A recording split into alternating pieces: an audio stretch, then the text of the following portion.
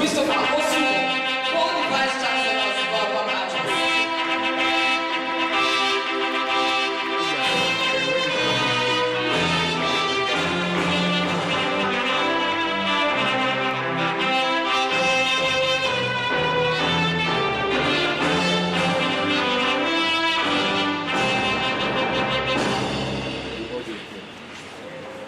officers of the university here present, the Registrar of Optometry and Dispensing Optician Registration Board of Nigeria, the President, Nigeria Optometry Association, the Dean, Faculty of Optometry, and the guest speaker for today's occasion, professors, deans, and professors here present, staff and students of the university, gentlemen of the press, ladies and gentlemen. The Vice Chancellor is unavoidably absent because he's engaged in another function, and so that's why he has asked me to represent him. So I will go ahead to read his address on this oath-taking ceremony. Today marks a milestone in the lives of our graduates as we witness the culmination of years of rigorous academic training, clinical exposure, research, discipline, perseverance, and serious commitment to the noble profession of optometry. As you stand on the threshold of professional practice, you have every reason to celebrate your accomplishments and look forward to a future filled with opportunities to make meaningful contributions to society. On behalf of the university management, I heartily congratulate all the graduates being inducted today. Your successful completion of the Doctor of Optometry program is a testament to your resilience, dedication, and the pursuit of excellence. You have successfully navigated demanding academic requirements and clinical responsibilities to earn the privilege of joining the ranks of eye-care professionals. The optometry training program started in Nigeria and Black Africa in the University of Benin as a department. The university continues to do its best to sustain the program both in terms of manpower and infrastructure. In June 2025, the department was upgraded to the status of a faculty.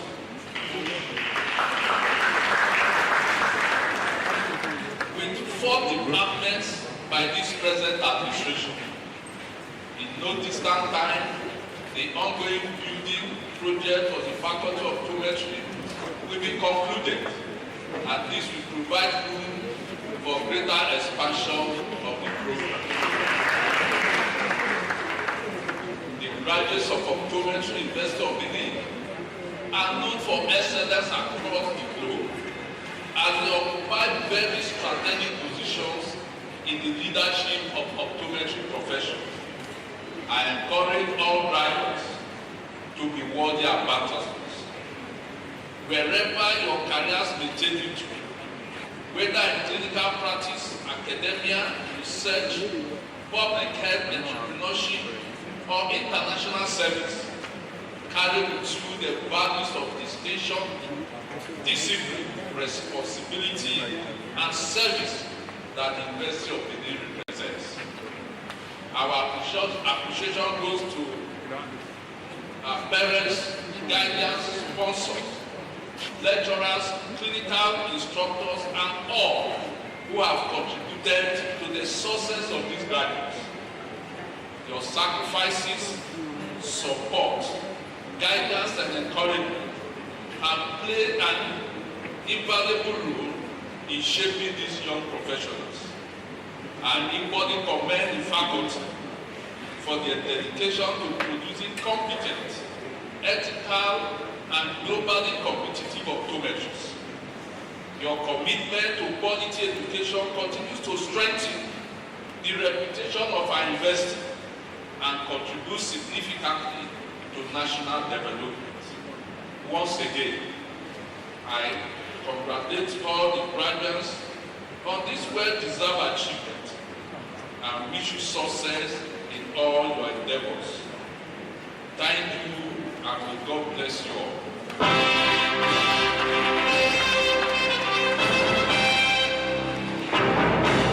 Another round of applause to our distinguished Vice Chancellor, whose transformational work you can see everywhere in University of Benin, both in capacity building and in infrastructure.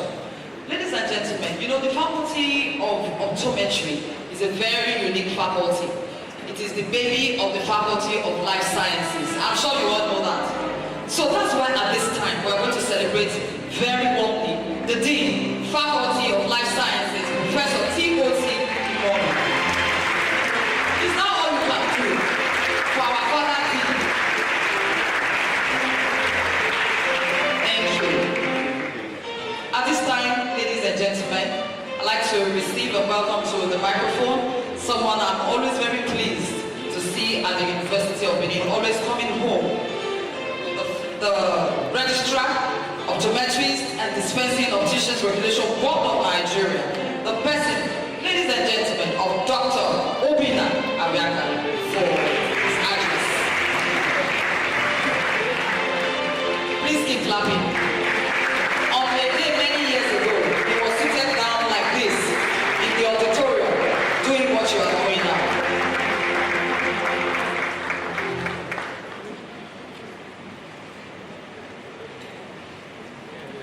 Vice Chancellor, the great University of Benin, Professor Edoba B. Omorenge, SAN, ably represented today by the Deputy Vice Chancellor and me, Professor Christopher Subo. Please permit me to stand on the already established protocol.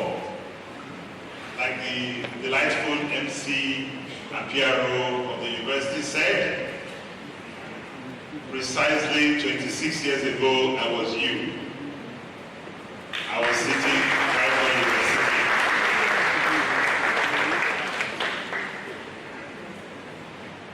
taking an oath to transit to another phase of my life.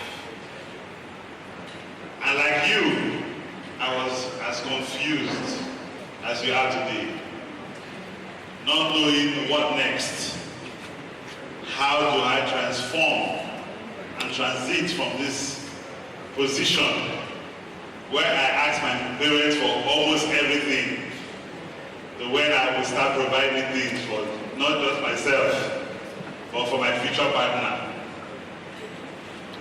I'm sure you're wondering, how can we do this transition?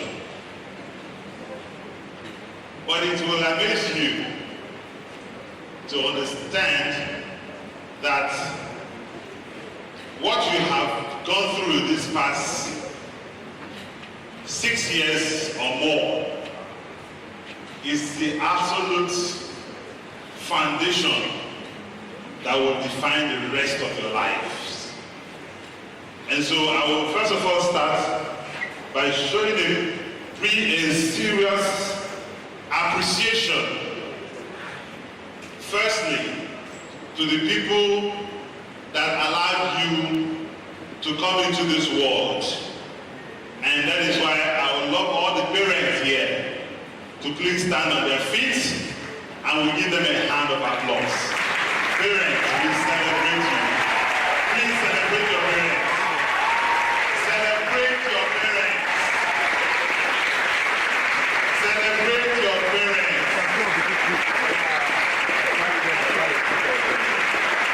You know why you need to celebrate your parents? When you ask them for money for the photosynthesis textbook, they gave you. You ask them money for auditorium textbook, they also give you. They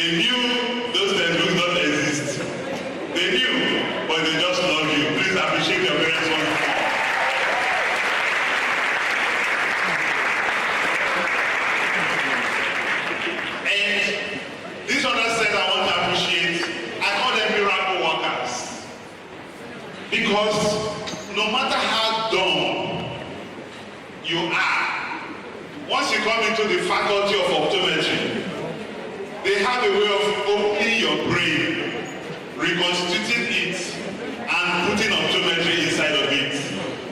And so I would love the faculty, headed by the dean and our able professors, to please stand on their feet while we appreciate them. Please, appreciate those people. Appreciate them. Appreciate them.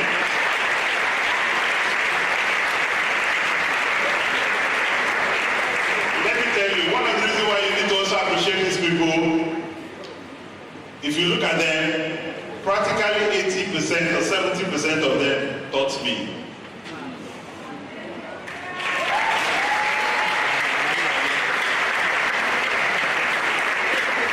So on behalf of the Federal Republic of Nigeria, there's no other reward we can give you but to say thank you for raising people like me, for raising the future generation of Nigeria.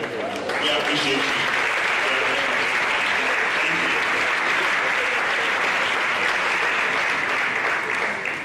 Lecturing is one of the poorest jobs. You know that. But these people, it's their passion. It's what they love doing. If you give them a microphone now, they will lecture. Because that's what they love doing. We appreciate you. And I also want to appreciate, somebody told me today that the school fees for University of Benin is less than 100,000. Is that so? What did you pay? 5 years ago, what did you pay? 60,000. You say what? How much is your phone?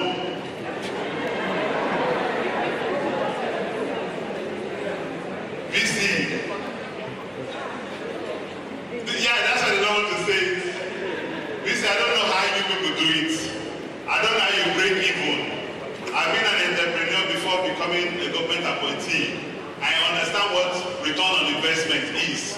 Usually you count the cost, you remove amount. I don't know how you make it with this amount of school fees. But I want to appreciate the VC and his team. Thank you so much. Put their hands together for them. So they don't increase the school fees. Please clap for them. Excellent. Excellent. Change is one thing that is very difficult. And I'm going to concentrate on the inductees this morning. And to let you know that the position you are, we've all been there. We've all been there. Very confusing. We didn't know what to do. But I want to tell you something. One of the first things you need, if you have not started it, for you to transit to the next level, you need to learn how to pray. Tell somebody, pray. You need to learn how to seek the face of God to direct you on the next path.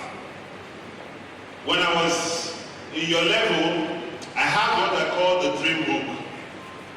Whenever I pray and spend time with God, I go to that book and write what my spirit tells me.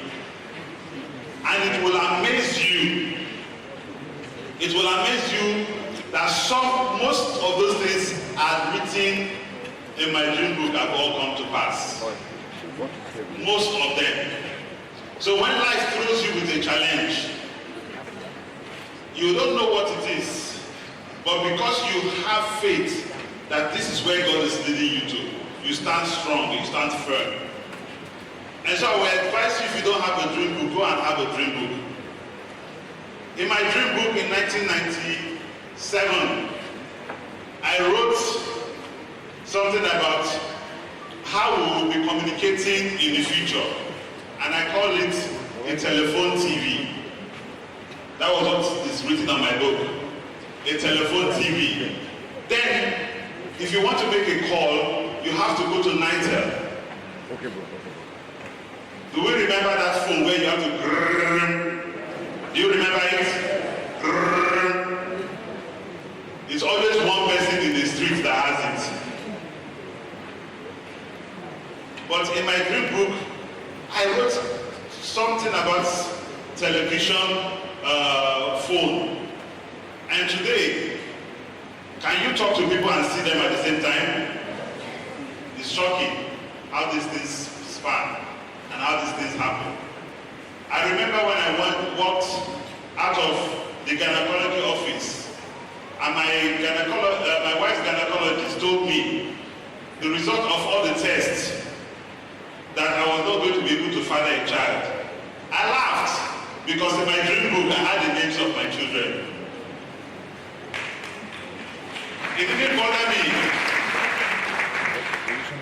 because in no time I started having children, and my wife started looking for family planning that works. Ladies and gentlemen, I want to assure you this morning that God has your back. I want to assure you. I was confused like you. When I came out, I didn't know what to do. But one thing I wanted to learn is to master the profession. Because one of the best things that can help me in life is mastery. Somebody say mastery. Mastery. Somebody say mastery. Mastery. Whatever you want to do, try and be the best at it. Do your best to be the best. And so I told myself I was going to be the best optometrist available. And I went to Navy Hospital or job, and I met the chief optometrist. I said, I've been hearing so much about this hospital. I want to work here. I want to have my internship here. And she said, we don't take interns. I said, you will start with me. She said, oh, it's not in my power. It's in the power of the CMD. I said, please, ma'am, can you take me to the CMD? She said, to tell him what? To tell him the same thing I told you. And she was like, you are bold though. And she took me to the CMD, a Navy commander at that time. And I told the CMD the same thing, that I want to do my internship in Naval Hospital. And he said, we don't take interns. I said, yes, I've been told that, but I don't mind working for free. Listen, they are smiling. Are you not mad? How can you work for free? And he said, if you are ready to work for free, you can come in. When do you want to start? I said, today. He said, no. We have to do some paperwork. You can come in on Monday. And that was how I started working as an intern, the first intern at Naval Hospital or job in Lagos State. Now, because I was determined to be the best at what I do, I ensured that even though I was working without pay, I was the first to get to work and the last to leave. Yes. I remember one fateful day I was jumping out of the danfo, and the danfo caught my trouser, and I heard wahala. You know how Lagos is. I crossed over the road, got into another bus, went home, changed my clothes, and still made it before my HOD. And then we had a register where you sign in every day you come. I did not take because I was unpaid. So I won't sign the register, I will come whenever I like. No, I sign every day. And in 1 year, my internship was over. I left. And I helped another colleague to come in. Her name is Dr. Morin. So one day I was at my place of work and my phone rang. The last phone of my office. And it was Dr. Morin. She He said, I'm calling you from the Naval Hospital Finance Department, Apapa. Please come here now. I said, come and do what? He said, nah, Obi, you have to come. And I took excuse from my boss, got into a bus, and went to Apapa. When I got into Apapa, the naval man said, please check for your name here. And I checked, and I saw my name. He said, move over to this side. I moved in. When I got to the second person, he said, look for your name. I looked for my name. I saw my name. He said, okay, trace the line and sign. And I traced it, and I stopped. When I saw the figure there, I was confused. And then I quickly signed. You have to be sharp. You have to be sharp. I grew up in Ajigule, so you don't waste time. So after signing, they said I should go to the next room. And I went to the next room. They said, what's your name? I said, Dr. Obina Aweka. And they opened somewhere and brought bundles of money. Bundles of money. They said, this is for you. And they even gave me a Ghana must go to carry it. I didn't wait to ask what the money was for. I quickly left the scene. And when I got outside, I didn't behave like some people. I didn't take bus. I stopped the yellow cab taxi. Because with this amount of money, I don't want to annoy pickpocket people. So I stopped the taxi, got into the taxi, and said, First Bank Marina. That was where my NYC account was domiciled. And I took me to First Bank. I remember seeing one of my friends on the road. I told the taxi stop. I said, Otia, what are you doing here? He said, I'm going to Lagos. I said, idiot, enter. He said, Obina, what did they do for taxi? I said, shut up. Enter. He entered. I said, what are you doing inside taxi? I said, my friend, we're no longer on the same level. Otia went with me straight to First Bank Marina. We got in there. I opened my Ghana must go, brought out a bundle of 10,000 naira then, and I gave it to him. I said, go and help your life. Thank you for big money then, though. And I deposited the rest into my bank account. Got back to my office. Pretended as if nothing happened. I didn't tell anybody anything. In the evening, I went to look for Murray. I said, what happened? He said that the then President Olusegun Obasanjo gave a directive that the military must be paid their minimum wage. And in order to cope ghost workers, they decided to use the attendance sheet. And who was on the attendance sheet? Just truly. I was paid 1 year's salary with increased minimum wage in 1 day. That was how I was able to set up a cyber cafe at that time. That was how I was able to buy a Benz 190. That was why I was able to share my wedding invitation on the day of my passing out.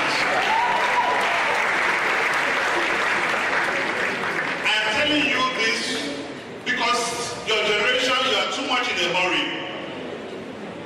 You are too much in a hurry.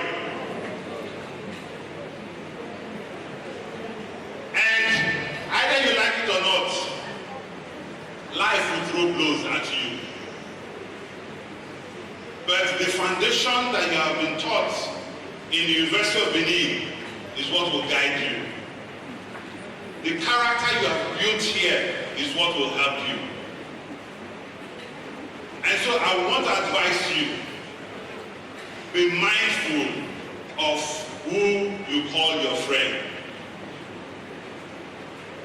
be mindful of the people you call your friends. Somebody say, show me your friends and I will tell you what, who you are. When you live here, some of you will start hanging out with big boys in Port Harcourt and the big girls in Abuja. They will not tell you what they do to be big until you have entered. And you will start regretting. And you start doing things an optometrist is not supposed to do. And before you know it, you are behind bars. That will not be your portion. So don't be in a hurry. Don't rush. Don't rush. Whatever God has destined for you will come to pass. So you must this time make up your mind that I'm going to pray and ask God for direction.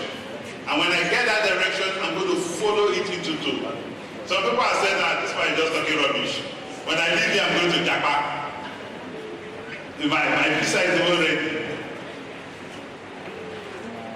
Please, let me burst your bubble. As an intern, you are not supposed to leave the country without the permission of the registrar. You say, you have bought ticket already.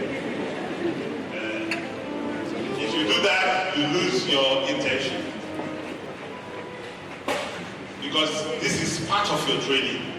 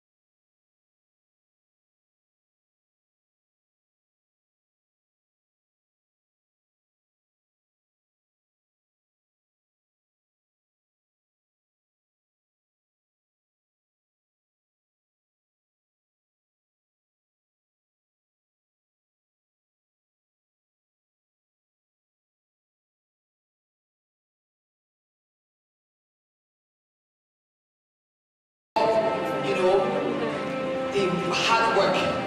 You were surprised when he was saying that he wanted to work for free. Some people were looking at work for free this time and do they know my transport? He was taking transport every day. He was not living inside the premises where he was doing the internship. He was taking transport every day. He was feeding. When you work hard, there's always a blessing. Tell somebody amen. So work hard. And to some of us that are looking to jackpot very soon, he has already told you when to jackpot and when not to jackpot. You cannot just jackpot like that. Ladies and gentlemen, at this time, please let us receive a very quick remark from the National President, Nigerian Optometry Association. Let us welcome Dr. Wamari.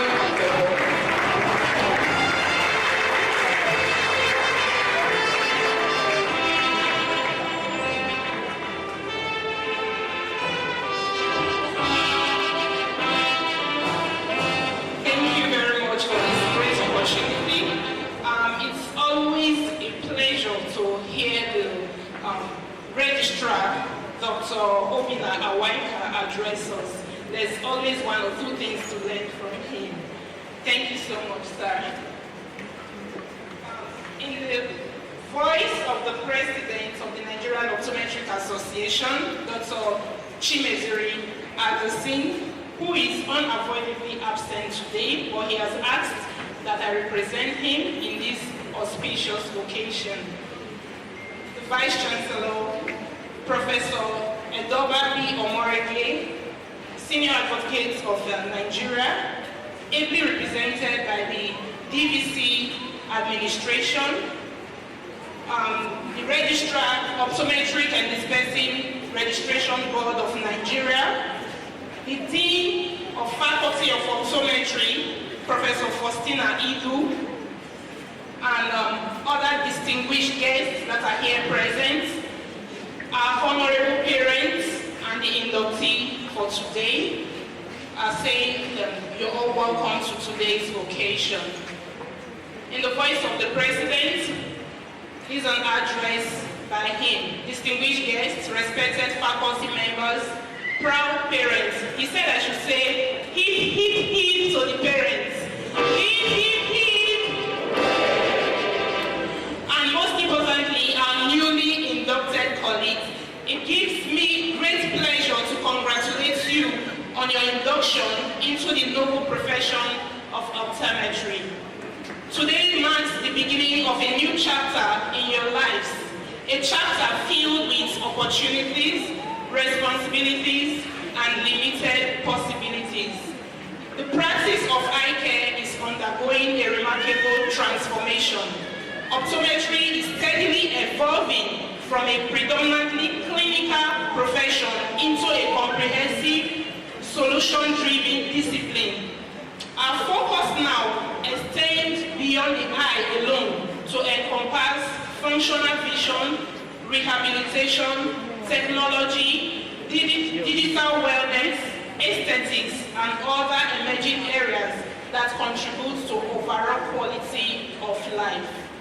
As you step into professional practice, I encourage you to prepare yourselves for these realities. The future belongs to practitioners who are adaptable, innovative, and committed to lifelong learning. Embrace new technologies, develop entrepreneurial skills, and seek opportunities to create value and build sustainable careers through ethical and impactful services. He said, I should tell you that you should not limit your vision to the walls of a clinic. Think beyond conventional eye care and position yourself as solution providers who can address gaps in vision care, public health, education, workplace productivity, digital wellness, and community development. Our profession needs leaders, it needs innovators, researchers, business owners, and change makers. He said your induction today is not the end of your education, but the foundation upon which you will build your careers. Continue to grow, challenge yourself, and strive for excellence.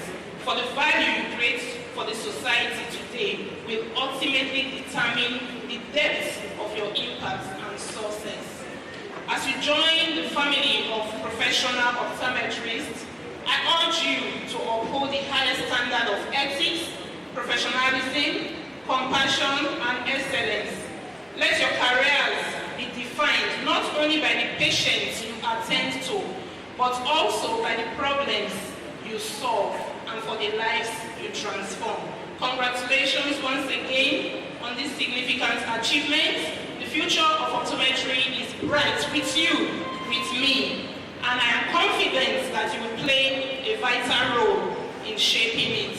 Congratulations once again from the President, Nigerian Optometry Association, Dr. Chimeziri Agosi. Thank you very much, Dr. Wabari Obebo. We are also delighted to have you at this 29th post-taking induction. We want to welcome all parents once again, all guardians. Thank you for giving us money for photosynthesis, money for the book for auditorium, money for the book for Opto, then money for the book for Optometry. You were requesting for all those money and you were being given. Please let's celebrate our parents one more time. Thank you. For all our friends and publishers, professors that have come from different places, we want to welcome especially the Dean of Students, Professor Frederick Ekaisen. That is the #1 student on campus. We welcome you, sir. All dignitaries, we welcome you. I want to welcome my sister, my friend, my namesake, all the way from the Faculty of Social Sciences, Professor Mrs. Tracy Omokiwa. I welcome you very much, ma'am. Thank you for coming. Please, more introductions will go on as we progress in this program. At this time, ladies and gentlemen, we are going to be hearing from our guest speaker today. And to do a citation on our guest speaker before he will present to us the awesome lecture he has for this 29th oath-taking ceremony, I'd like to invite to the microphone Dr. Bose Osayu to do a citation on our guest lecturer. Please keep clapping on to show them. Keep clapping. Celebrate her. She's one of our own. Please celebrate her. In your teeth, is that all you can do? Clap with your hands everywhere. That's right. Oh, Professor Bose Osayu. Clap very well. That's right.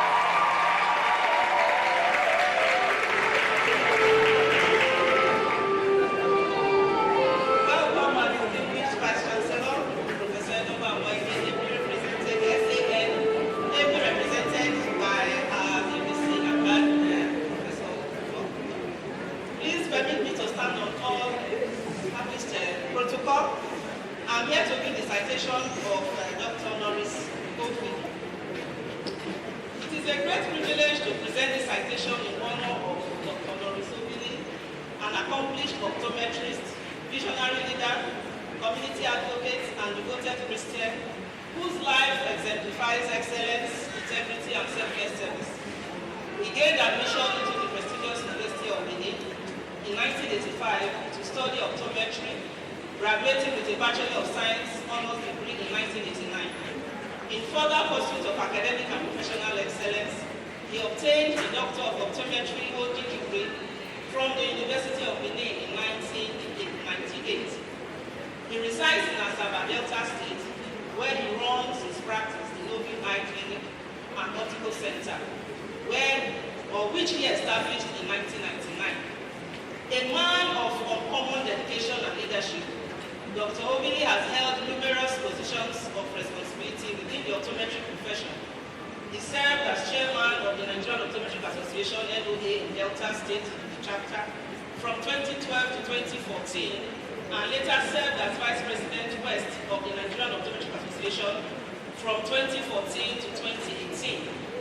He also played a pivotal role in the initiation of internship training at the University of Benin Teaching Hospital, UBTH, here in Benin City, thereby contributing significantly to the advancement of optometry education and professional development in Nigeria. His passion for service extends beyond his profession Within the University of Benin Alumni Association, we served as Vice Chairman and Chairman of the Asaba branch from 2008 to 2014, and later as Vice President South from November 2014 to November 2018. Notable assignments undertaken on behalf of the association include serving as Chairman of the 2016 Convocation Election Committee, which successfully conducted the election that produced the late Honorable Ifaluli Isibo as Convocation Representative on the Governing Council of the University of Benin, and Chairman of the 2019 Global Home Committee. In recognition of his immense contribution to the optometry profession and society at large, Dr. Obili is a fellow of the Nigerian Optometry Association and a recipient of several commendation awards from the association. He is also a distinguished alumnus of the University of Benin Alumni Association. Today, we celebrate a man whose life reflects professional excellence, visionary leadership, unwavering integrity, and dedicated service to humanity. His contributions to eye care, community development, education, and faith-based service have left an enduring impact on countless lives. Ladies and gentlemen, please join us in celebrating and honoring the remarkable achievements and exemplary life of Dr.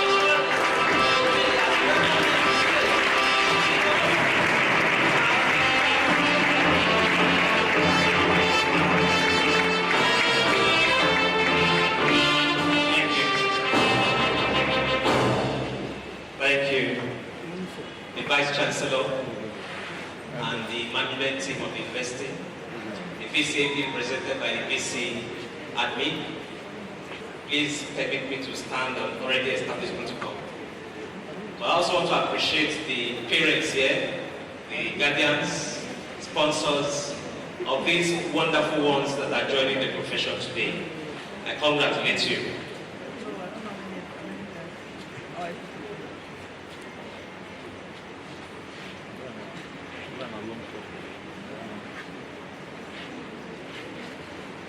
Today is both a privilege and honor to stand before you on this memorable occasion as we witness the induction of a new generation of eye care professionals into one of the noblest professions in healthcare. Congratulations to the graduating class of 2024-2025. Like we heard some of us speak, the registrar, about 25 years ago, 26, that was over there. When I graduated, there was no induction like this. There was no induction. I left this school in 1989. And what we're talking about today, about defining vision care in a rapidly changing world. Things have changed since then. So it's a pleasure really to be here. Your achievement represents years of sacrifice and discipline. You'll agree with me. Many of you made sacrifices, perseverance and hard work, practical training and examinations, support from family, friends, lecturers, and mentors. And I also add some urgent 2Ks. I'm sure occasionally, please, I need urgent 2K to do one or two things. Today marks the end of one journey and the beginning of another. As you take a professional oath, you enter a profession undergoing profound transformation and unprecedented change. The theme of today's keynote address is redefining vision care in a rapidly changing world. This is a theme that speaks directly to the realities of modern eye care and the responsibilities of the next generation of optometrists. As we gather to celebrate your induction into the profession, it's important to reflect on how advances in technology, changing patient expectations, and emerging global health challenges are transforming the way vision care is delivered. These changes present both opportunities and responsibilities for eye care professionals who must be prepared not only to adapt to change, but also to lead. Now, if changes are taking place, what are the forces driving this change? You'll agree with me that number one on the list is technological revolution. Technological revolution. Technology is advancing at a pace never before witnessed in human history. Artificial intelligence, optical coherence tomography OCT, telemedicine, teleoptometry, electronic health records, smartphone-based diagnostics, and wearable technologies are revolutionizing healthcare. Year 2019 was the era of COVID. We all witnessed COVID. Before then, if a patient calls you that is having issues with the eye, you say, come to the clinic. If you say you can't come, I can't attend to you. But COVID came and consultations were being made on phone. So telemedicine was given birth to because of COVID. Tasks that once required hours can now be completed within minutes. Diseases that previously went undetected can now be identified at much earlier stages. Technology is changing not only how we diagnose disease, but also how we monitor, manage, and prevent it. AI, artificial intelligence, is already assisting in diabetic retinopathy screening, glaucoma detection, and OCT interpretation. Sophisticated algorithms can analyze retinal photographs and imaging data with remarkable speed and accuracy. It's not just analyzing, it's also making projections. The progression of this disease, this height is going to be in another 1 year, in another 2 years, helping in management. AI has the potential to expand access to care, improve efficiency, and assist clinicians in making more informed decisions. However, AI also has limitations. It depends on the quality of data it receives. It may produce false positive or false negative results. It lacks clinical judgment and cannot fully appreciate the unique circumstances of individual patients. What this means is, if you are the one that is seeing the patient, you are the one that knows how the person is feeling. AI does not have that knowledge, and that one is key in managing the patients. Also, what else is driving change? Changing disease patterns. We're going to have more cases of diabetic retinopathy. Why? Because there is an aging population. And of course, if one is diabetic and is diabetic for long enough, with time he may develop diabetic retinopathy. Glaucoma also is another condition. Age-related macular degeneration. Dry eye disease, myopia. Now, as a practitioner, that will be relevant now and in the future, you must be able to manage, prepare to manage such conditions. There's also digital transformation. Before the advent of cell phones, smartphones, tablets, some conditions were strange to us. But these days, you begin to have digital eye strain. You see a lot of patients who walk into the clinic, they tell you they keep having pain. They've taken medications, it's not working. But when you take a good case history, you discover that most of them at night, they don't sleep, they're with their phone. And when you switch off your lights in the dark using your phone, your eyes will feel it. So we're now going to have many cases of dry eye disease, myopia progression among children and young adults. The visual needs of today's patients are vastly different from those of previous generations. That is why these days, many doctors prescribe artificial tears to patients and is doing a lot of work helping them. There's also rising patient expectations. Today's patients are more informed, more connected, and more involved in their healthcare decisions. They expect accurate diagnosis, personalized care, convenience, transparency, and effective communication. The modern patient is no longer a passive recipient of care, but an active partner in the healthcare journey. You see a patient in the clinic, and by the time you tell him, you make your diagnosis, maybe okay, there's glaucoma or there's astigmatism, right in front of you, he picks his phone and he consults AI. He consults AI, AI throws up information to him, and with that information, it begins to face you with a barrage of questions. So the doctor must be prepared to handle all such cases. Now we've talked of the changes that are taking place. How must eye care professionals respond? We must embrace lifelong learning. Graduation is not the end of education. It's not the end. Today, you are leaving school, you are being inducted, but actually your learning has just begun. If you ask the registrar, he will tell you, you require 30 credits every year to renew your license. No matter how old you have been in the profession, that 30 credits is needed. And where do you get it? From attending trainings. Next month, we're having a conference in Abuja. You go there, it's 20 credits. So you're still going to look for 10 other credits. So it's a way of forcing you to be updated in the profession. So education has not ended for you. In fact, it marks the beginning of lifetime commitment of learning.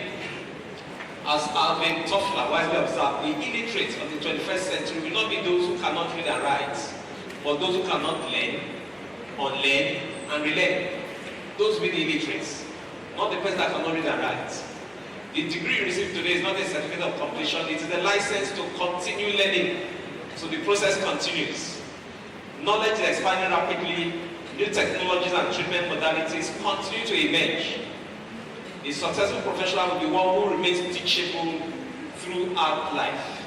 Even the Holy Book tells us, it says, study to show thyself approved unto God, a workman that needed not to be ashamed, rightly dividing the word of truth. And as optometry, you can say, study to show thyself approved unto your patients. And optometrists that will not be ashamed. Because if you don't study, there are some patients that will embarrass you. So you must study, continue studying. And you must adopt technology wise. We talked of technology, new equipment coming in, new means of doing things, AI, making diagnosis. You must adopt technology wisely. Technology should never be feared, never be worshipped. Rather, it should be embraced as a tool that enhances patient care. Become proficient in digital imaging, OCT interpretation, AI-assisted screening, teleoptometry platforms, and emerging diagnostic technologies. The goal is not to compete with technology, but to use it effectively. And you must remain patient-centered. As healthcare becomes more technological, the human element becomes even more valuable.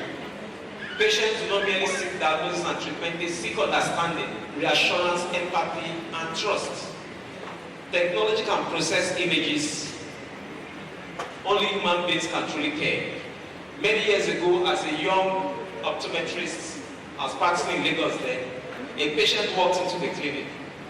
And from the way he walked in, I knew there was something wrong. I greeted him, he didn't answer. Instead, he was looking around the office. Then he sat down. I tried to engage him, to take the case history. I could not.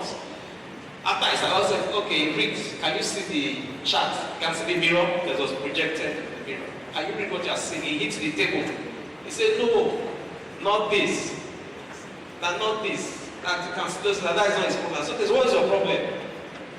He said that when he's at work, he cannot see his house. Things happening in his house. I said, me, I was shocked.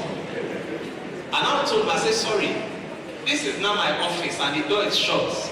You mean that with this door shut, you want to see what is happening in the reception? He said, yes. I said, okay. I said, okay, just excuse me. So I went, I opened the door, went to the reception, came back again. At least if I shout, people will hear me. I now told him, this is your condition, we can't attend to it here. He screamed. He said, no. That he wanted to tell them, he told them, they said they should come, that I should pay money for registration. I said, okay, how much did you pay? He told me, I said, don't worry, I'll give you the money. I gave him the money. And I said, okay, where should he go for this problem? For the first time, I referred the patient to a nearby clinic. I said, just go there and I'll attend to you. What am I saying? As I'm here now, my clinic in Asaba, if I want to see what is happening there, I just go to my phone. I just press my phone. There's camera there, and I will see. By the time I installed it, and I remember that patient. Yes, he was not stable, but what he wanted, today is available. That is technology. It's available today. So, whatever I'm doing was a patient-centered. There's also another case. A patient that walked into the clinic in her mid-50s. Then she was schooling in our campus, Delta State University, now it's Osadebe University. She came in, and what was her problem? She said she wanted classes that enable her spy. I said, spy what? She said to be able to copy from her neighbor in an exam. This lady was around maybe 54. And you can understand when you didn't go to school early, and at 54, you're not facing exams. She, of course, I believe she couldn't assimilate, so she just wanted to copy. Now, as optometrists, you know that we do reading tests at near distance. But now the distance was now further. So we had to adjust. I now told her, okay, where will the person sit? The next person. She now told me. And we started doing our test like that. By the time we were done, I told her, now these classes I'm giving you, you can copy. But when you want to write, you may not see well. She said that she can manage. But that copy, she wants to be able to copy. Well, I gave her what she wanted, and I pray and hope that I didn't promote exam malpractice. But my patient came and he had a problem, and I needed to help her solve that problem. So we must remain patient-centered. The need of the patient, we must address it. Focus on prevention. The future of healthcare is preventive rather than reactive.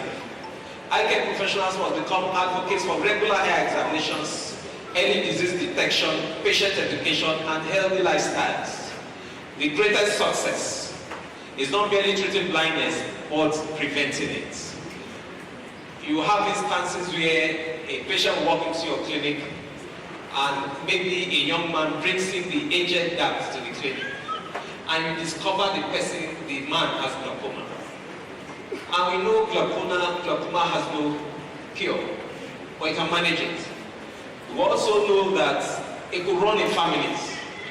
So the son is there, the aged father is there. After attending to the aged dad, glaucoma, the son, you have to tell the person, can we examine you?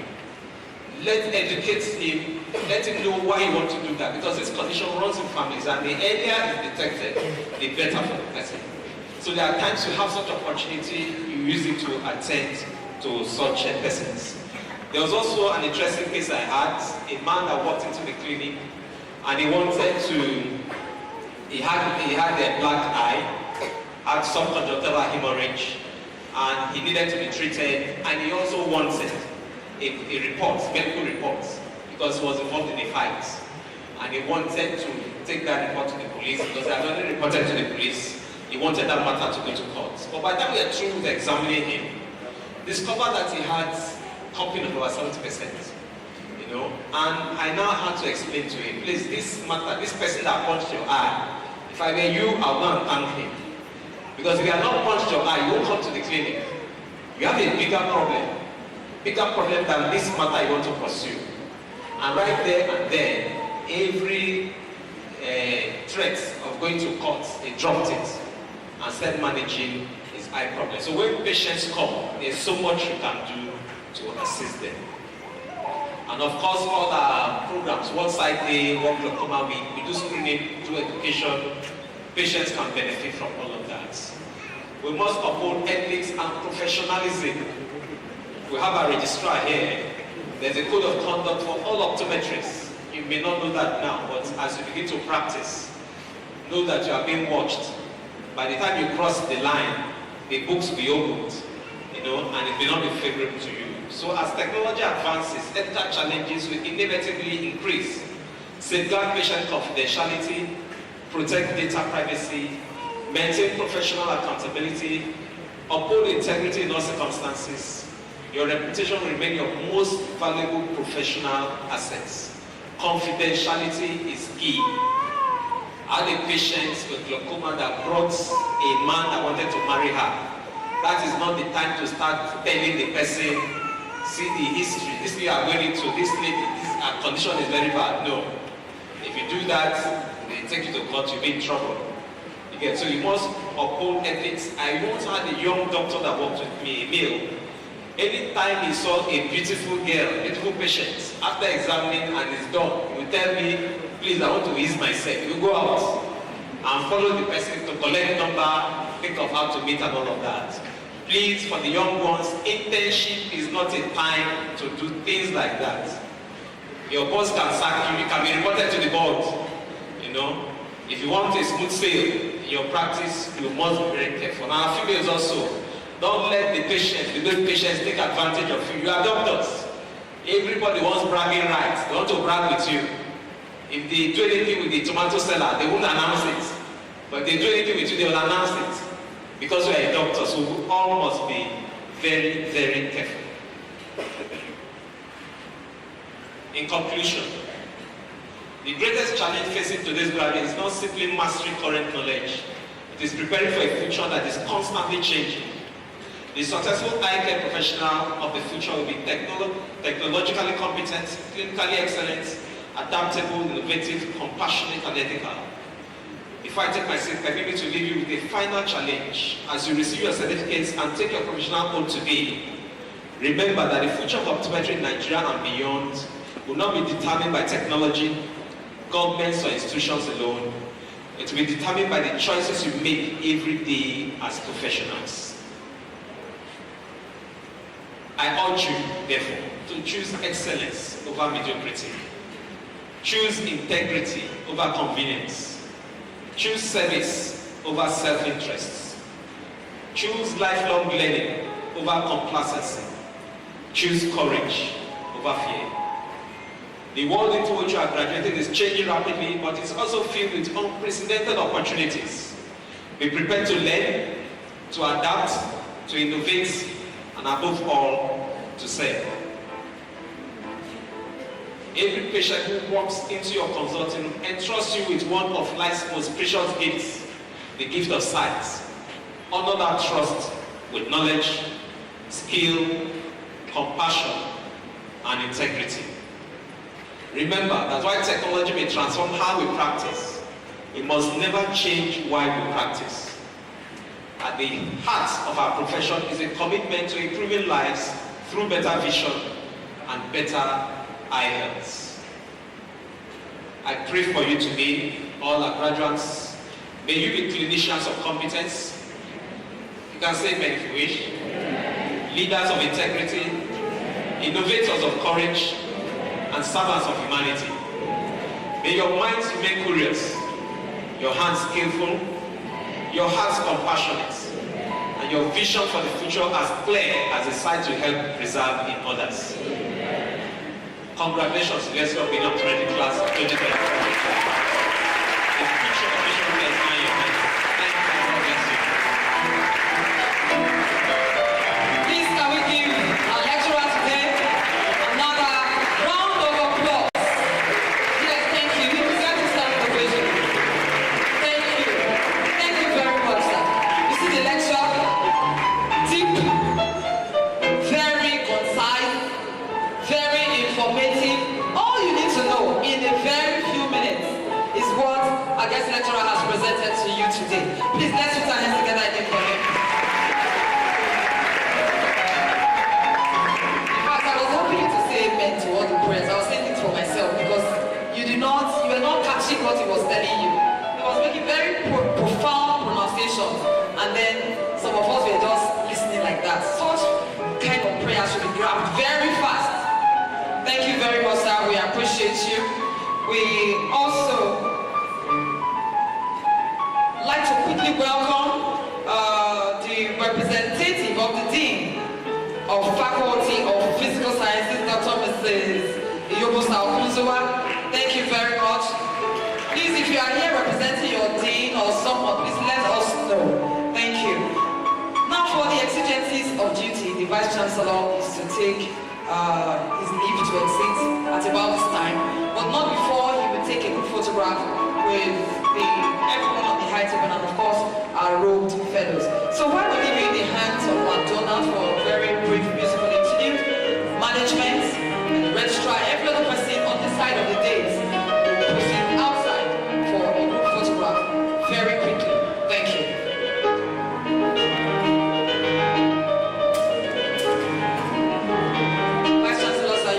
On this table outside for the group photo session.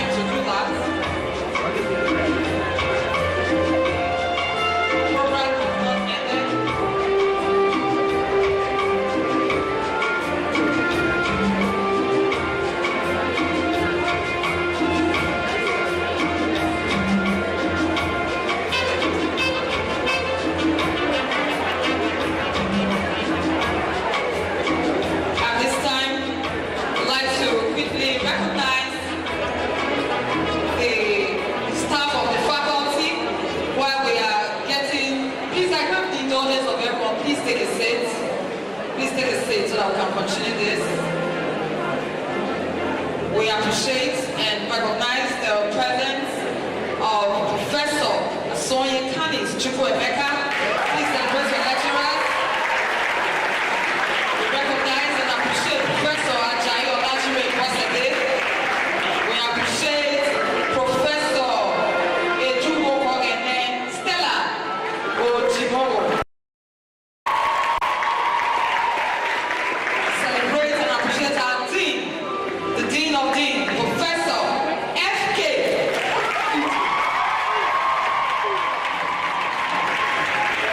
Let's also celebrate and appreciate our very amiable Dean, Professor Mrs. Eki Ore. We appreciate and recognize the presence of the HOD Ocular Health and Content Nurse, Professor Mrs. Gladys Okigwe George. Recognize the presence of our very own experienced Professor Egusase Iyamu. Ladies and gentlemen, we jointly celebrate and receive a Professor, HOD Environmental and Public, Mrs. Jennifer Ane Baby. We also recognize our professor. Please celebrate her very well for me. Professor Mrs. Agafekoki Osayu.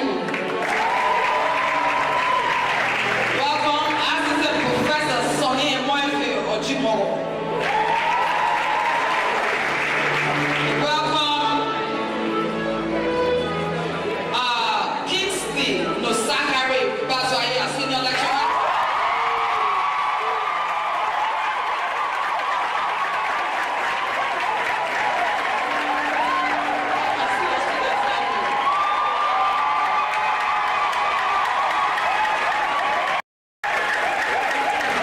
Appreciate another of our very senior lecturer, George Nandi Atwaya. We also appreciate Mrs. Oshoke Aishetu Shaibu. We recognize and appreciate John Moye Mone. Appreciate you very much, Mrs. Eki Anita Obahiago. Appreciate our very own Mrs. Judo Okupa. Appreciate you very, very sincerely, Mrs. Monica Otikia. We appreciate Mrs. Ngozi Precious. My God. We also appreciate Mrs. Sarah Ebuwa.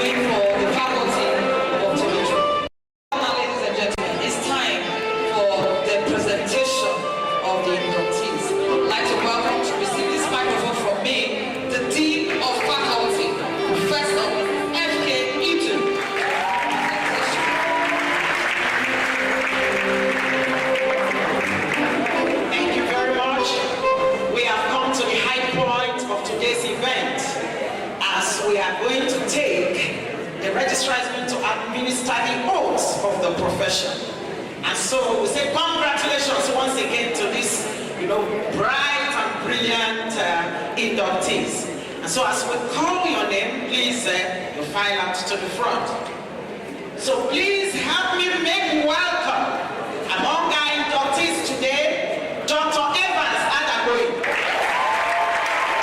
Dr. Esther Francis Ade, Dr. Olaito Iyanu Adebi, Dr. Enoch David Adigwe, Dr. Blessing Aimesosa Arese, Dr. Progress Abedo,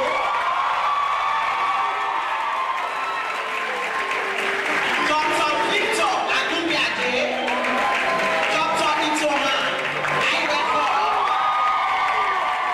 Dr. Fatima Osaruwe Akode, Dr. Faith Amanoko, Dr. Akachukwu Frank Anna Elechi, Dr. Emmanuel Obina Ani, Dr. Praise Aziebeni, Dr. Veronica Chinenye, Dr. Victory Akwaviri,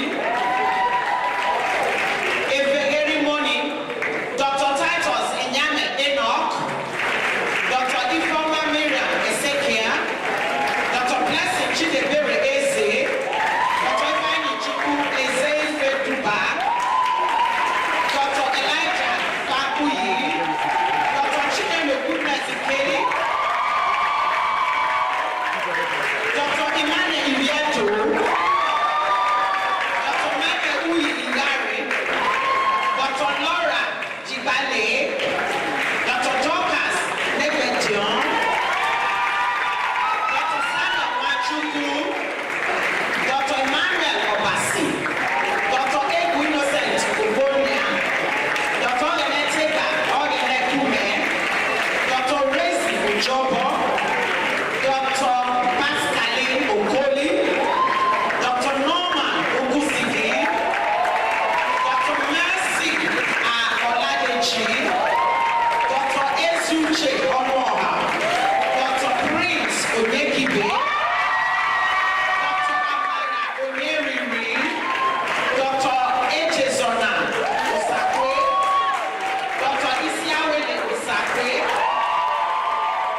Dr. Osaro Blessing Osayane, Dr. Ahmed Osasuna Osayande, Dr. Favor Etiosa Uwa, Dr. David Oyekeye, Dr. Ogelene Ndioviotu, Dr. Osamagbe Waifu, Dr. Kingsley Sontochukwu Okoye, and Dr. Aisha Umar. Of the registrar,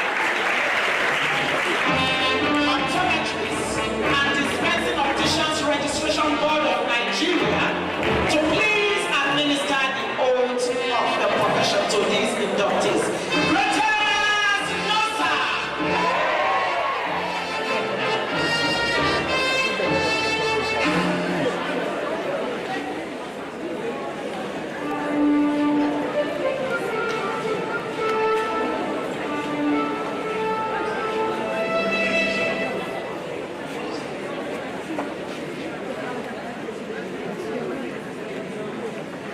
We've come to the most important part of this day's event.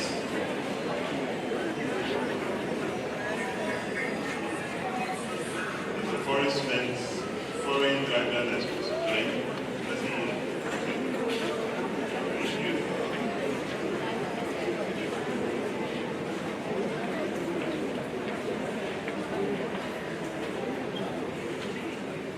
I want to remind you that oath taking and induction is an activity of the ODORBA. We bring it to the schools for convenience. I know we, University of Benin, we are very proud of our school and our school culture, but we must understand that there are rules in optometry. that was one of the things why we do the onboarding meetings, where you explain everything is explained to you on what needs to be done during induction. I would like the movement to be drastically reduced. I would love the paparazzi to take just one position and reduce the movement in this form. What we're about doing is not just a ceremony, it's a serious business. When you take an oath, it means you are binding yourself to the consequences. If you go wrong, if you do something wrong. We have what we call the regulatory standards. This is the Bible of optometry practice in Nigeria. So what it means is that after you're taking the oath today, you'll be given a license to practice. With that license, you are supposed to follow this book. If you don't take the oath today, you are still doctors. Nobody has taken that from you. You have graduated, you've paid your dues, you can put ER in front of your name. Then you have to go into politics, and you open a shop. Then you cannot practice without the license. And like the keynote speaker told us, every year you're supposed to do a continuous professional development and have a minimum of 30 credit units to be able to renew your license. A minimum. So the learning is just beginning. You have graduated, so now you can see the trees. The beautiful what? Trees. But it's remaining to climb the tree. You are still at the bottom of the tree. See all your professors, they've climbed the tree. They're on top of the tree. You still need to climb the tree. And so our eyes will be watching you. There's a robust internship coordinating committee right now that will visit your place of internship without announcement. We also have a robust National Anti-Quacking Task Force. For those of you who love going for outreaches, please, before you go for outreach, request for a certificate of permission for that outreach. If not, you can pay dearly for it.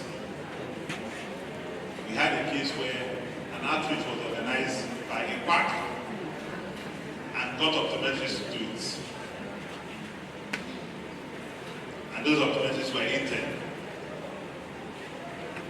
And we ensured that they were arrested. After they finished dealing with the police, they came to Abuja to face the board. So like I said, make the University of Benin proud. Make your parents proud. Don't be in a hurry. Do the right thing. What we're doing now is a transition. You are transiting from your academic gown to your clinical jackets. That means when you leave here today, you're not going to wear this to the clinic. You're going to wear your white.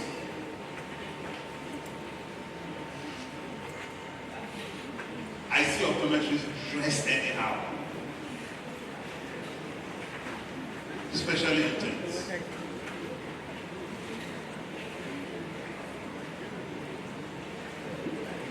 I see them where I was in the clinic in Port Harcourt and the intern was flying his shirt is like a drug dealer. You know these colorful dresses drug dealers in Bahamas wear. And with a palm sandal and with his big chain. on his neck, an optometrist. I even thought it was a patient. And we added 6 months to his internship for that. Yeah, 6 months. And for the women who love dressing and showing off, it's not allowed. We don't want to see your cleavage when you are dressed in the clinic. Of you, I can see it right while standing here. We don't want to see it. Because you are going to bend down to do ophthalmoscopy. And when you bend down to do ophthalmoscopy, the patient will be confused. His IOP will increase.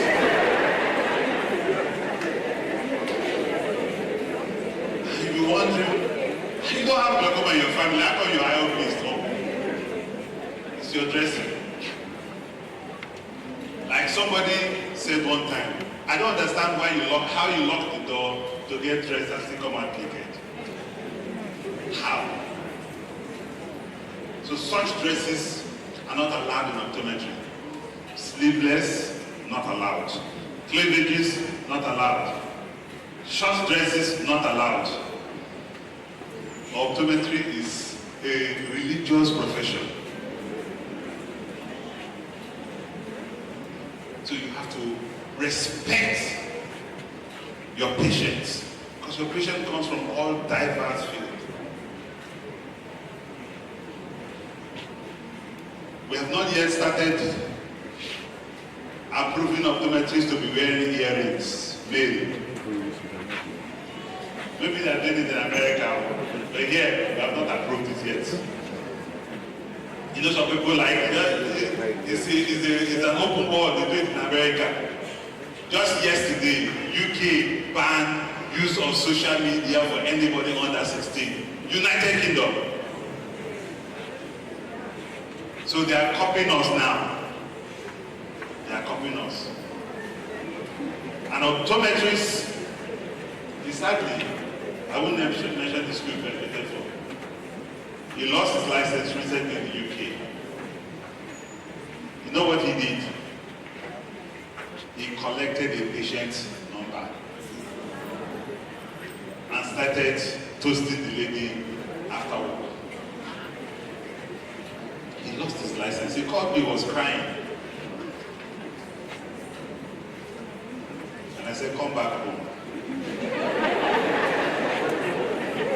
There's nothing he can do. If he does so by the catch him, they will deport him. Just collecting patient's number. A medical doctor lost his license. You know what he did? He was dating a white lady. Dating, they were in an agreement relationship. And one day the lady said, I need you. He said, I'm at work. He said, please. I want to come to the office. And they came to the office and she made him sleep with her in the drugstore. Yes.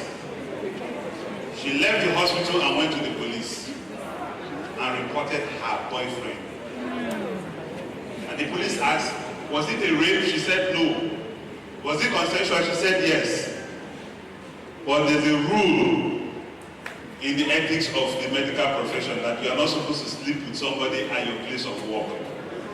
And so he lost his license.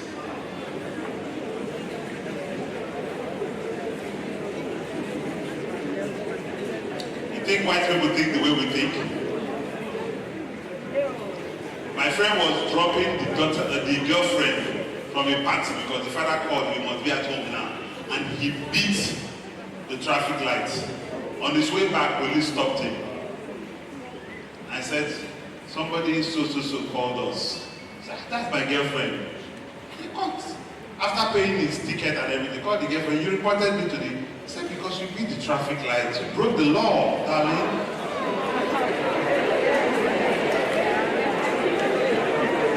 I was going to drop you. I was trying to make... Darling, did you break the law or not?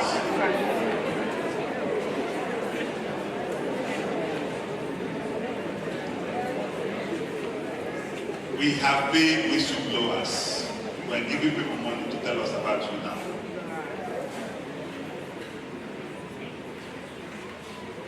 So you better sit up. Okay? We are very aware that we are not exporting optometry, so we want to export the best. We want to export the best.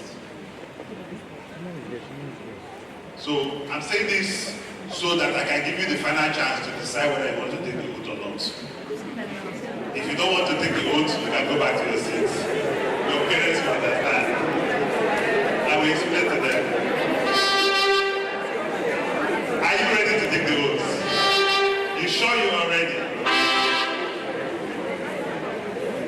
Okay, Liz, are you taking oath? So I want you to bring out the optometrist oath. Hold it on your left hand and you raise your right hand. Paparazzi, I will have problem with you people. I will have problem. You are supposed to come together and employ one photographer to take all of you. All of you want to bring one photographer. One per candidate. How?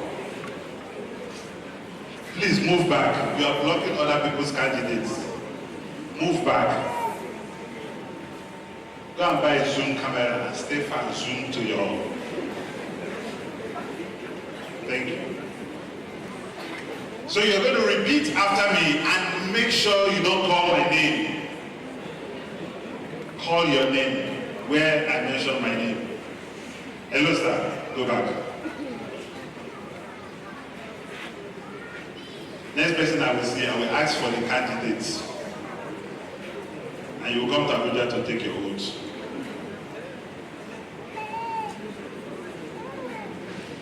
The optometrist oath. Next to life, God's most precious gift is sight. And to this great gift, I, Dr. Obinna Edwin Awyaka, freely and solemnly pledge that I will dedicate my life to the service of humanity. I will practice the profession of optometry with conscience and dignity, valuing the trust patients place in me. I will uphold the highest standard of professionalism, honesty, and integrity in all aspects of my optometry practice. I will attend to my own health and well-being in order to provide care of the highest standards. I will approach each patient with empathy and compassion, recognizing the uniqueness of every individual and their circumstances. I will respect the confidentiality of patient information and will use my optometric knowledge for the benefit of human health. I will advocate for the well-being of my patients, preventing blindness and improving public health. I will not be ashamed to say I know not, nor will I fail to call in my colleagues when the skills of another are needed for a patient's recovery. I will give utmost respect and gratitude to my teachers, my mentors, and colleagues who have guided me in the arts and science of optometry, and will gladly share such knowledge. I will strive continuously to broaden my knowledge and skills, seeking ways to enhance my professional competence and contribute to better health outcomes. I I sincerely, I can't hear you, I sincerely and faithfully swear to uphold the law. Decree 34 of 1989, now Cap 09, Laws of the Federation of Nigeria 2004. The regulations and the guidelines of the practice of optometry as enshrined in the Constitution of the Federal Republic of Nigeria. I hereby commit myself to be steadfast in the performance of this my solemn oath and obligation. So help me God.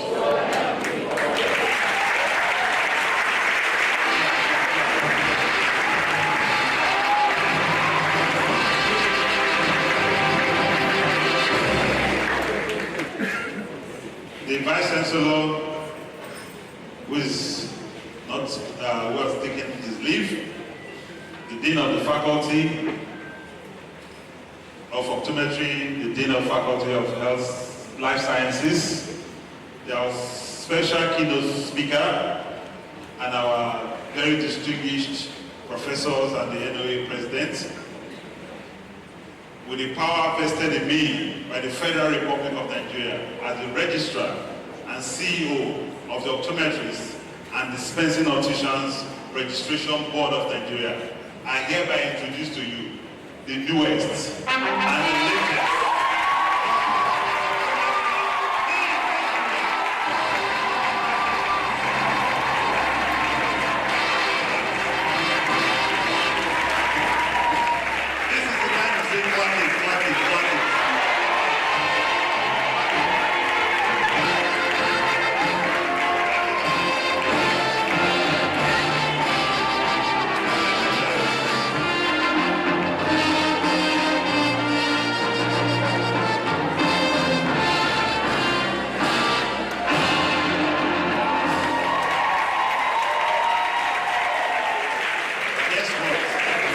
You are now professional colleagues, Professor Lino. Professor Ajayi, Professor Idu. You are now professional colleagues.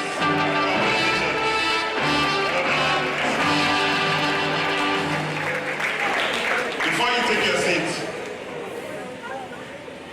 I would love you to file out this way, and please can we stand up those in the front row so you take a handshake.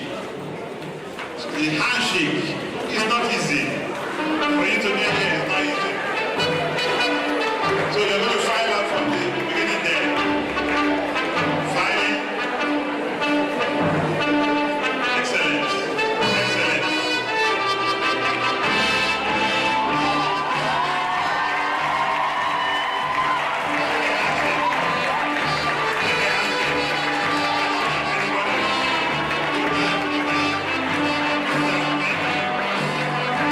Congratulations.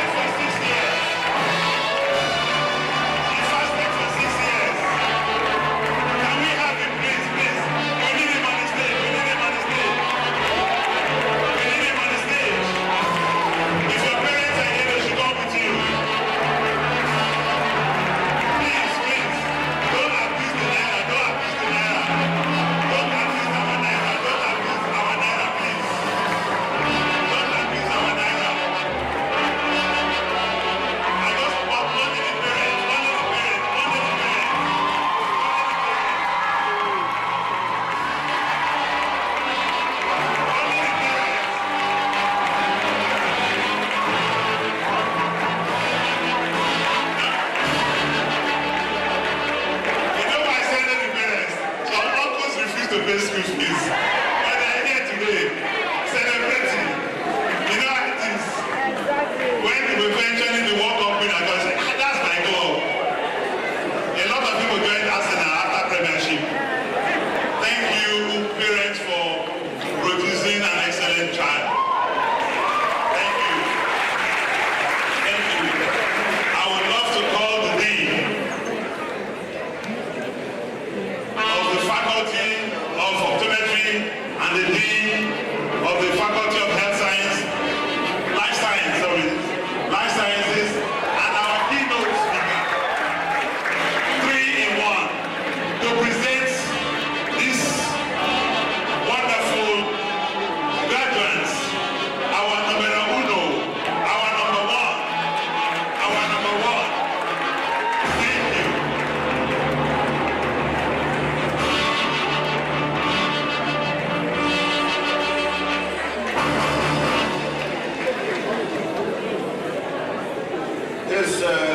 It's a pleasure to present this valedictorian award to Dr. Progress Aledo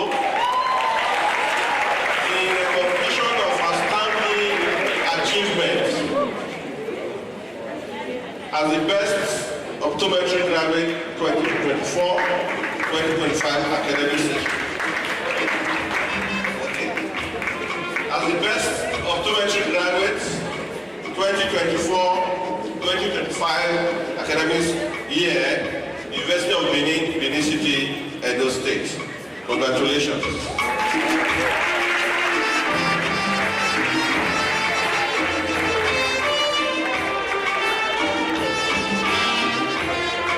Congratulations. Please take a photograph with you.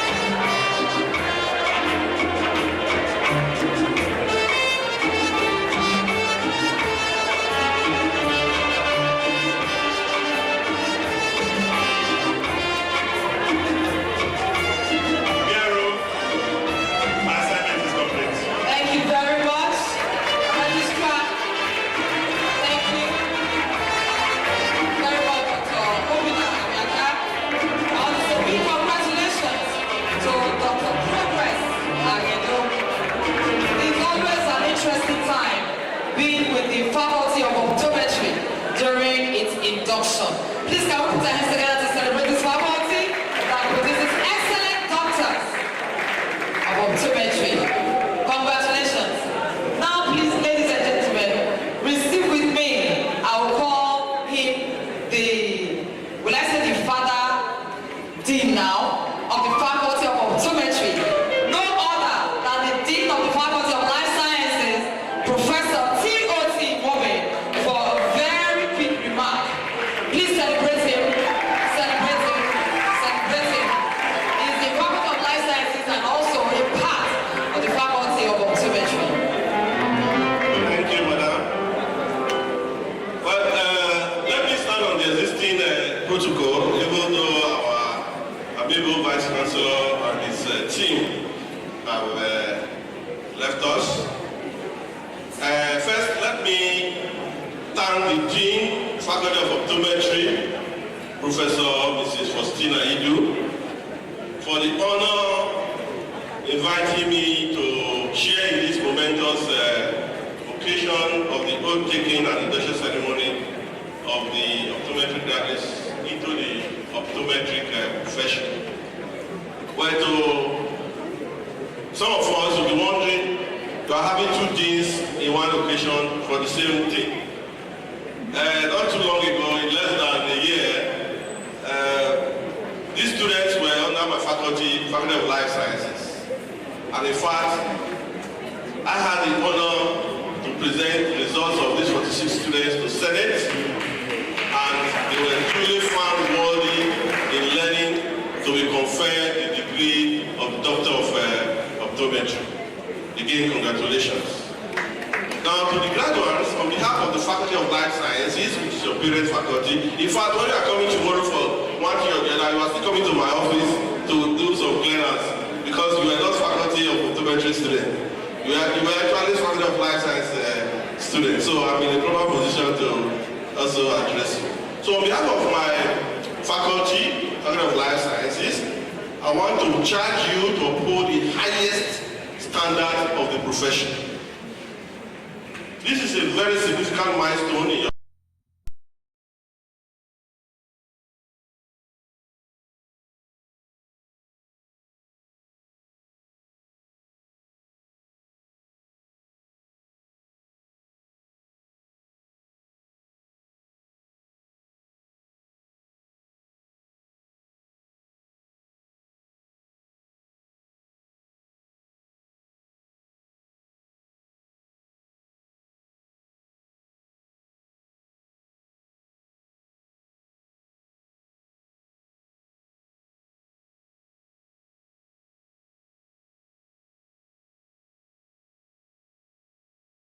the oath you have taken before man and God this afternoon signifies your pledge to uphold the highest standard of professionalism, ethics, and integrity in your practice.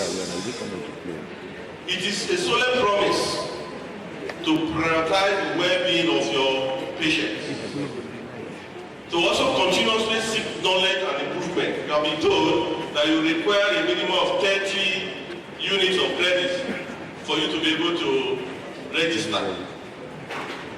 And also to contribute to the advancement of the optometry profession. You must find a way to contribute to the advancement of that profession, because people who kept it waiting for you, you should also add value to it so that others will find the need to become optometrists. So as we embark on this journey, always put the need of your patients first. I want to appreciate the Vice Chancellor, Professor Edoba Prakomoge, his team of management, the Director of Academic Planning, and of course the Senate of the University of Benin, for graciously granting the Faculty of Optometry the status of a faculty.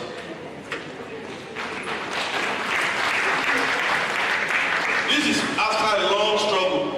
I'm sure Professor Collins, I saw him this year, he knew when this struggle to become a faculty started. So many of your professors here, they've been in the race. But because of the zeal the Vice Chancellor had as part of his 5-point agenda to strengthen academic programs, there was that political will that within his first 7 months in administration, he made it to happen. I will also want to appreciate the organizers of this occasion and the staff of the Faculty of Optometry that have shaped you, the next generation of optometry. It's not easy. And of course, as has been said several here, the parents that have paid the dues for you to be here, at least the minimum year you have to spend is 6 years. That's the minimum. And the parents told to pay all sorts of levies, the normal school charges, your upkeep money, your buy auto, buy battery, buy auditorium, and buy what have you. So I want to congratulate the parents for keeping you up to this point. And also to advise the parents, if you still have students here at the University of Benin or any university or high school of that matter in this country, government has made it possible for you to leverage on NEFOD. NEFOD is something you can launch on to advise your children to apply. It's easy, particularly here at the University of Benin. There's a directorate, all you need to do is to apply, and you get it. And that removes the burden of the school charges. They will pay the money straight into the school account. In fact, the student will also have monthly stipend of I think 20,000, and that will reduce your budget. That is not to say you will not support again the will, but it will reduce the budget. Finally, let me again offer my warmest congratulations to the graduates. This ceremony is not just a celebration of your academic achievement, but also a testament to your dedication and perseverance. Not all of you that started this race 6 years ago are here today. You went through all the challenges and you have triumphed. I have no doubt that each of you will make a meaningful impact in the life of your patient.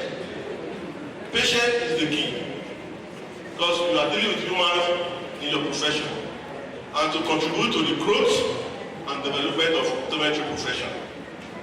May this induction, therefore, mark the beginning of a successful and fulfilling journey in the profession. Thank you very much. Thank you, Prof. We're grateful. It's now time to receive further prizes for today's 29th oath-taking and induction ceremony for this special set of inductees. My pleasure, ladies and gentlemen, to call on the Dean one more time, Professor F.K. Idu, for presentation.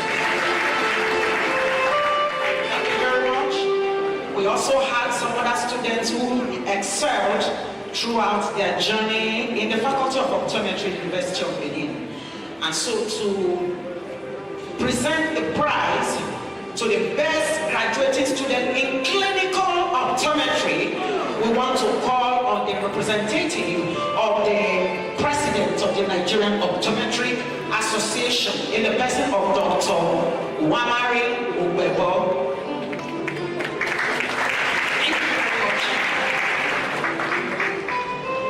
Permit me now to present an award of academic excellence to one of us here today, and it's no other person than Dr. Itohan.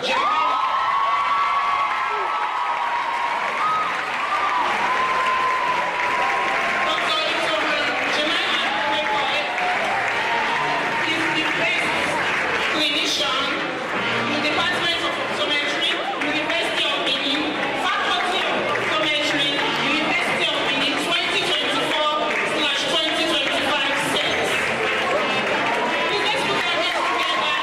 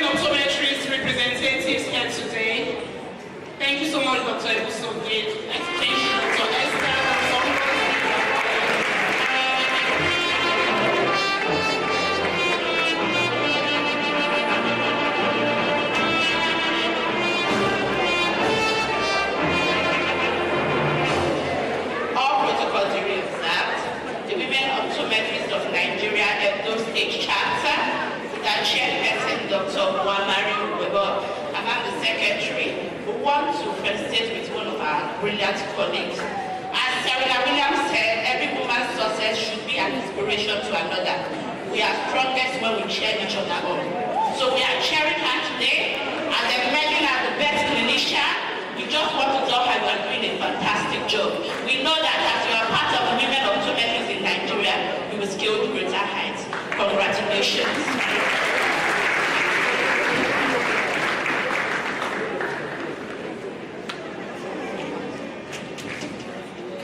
So on behalf of the women optometrists in Nigeria Edo State Chapter, we are presenting this cash but token gift to you. We also have a certificate for you, but that will be presented to you on our next outing. Congratulations.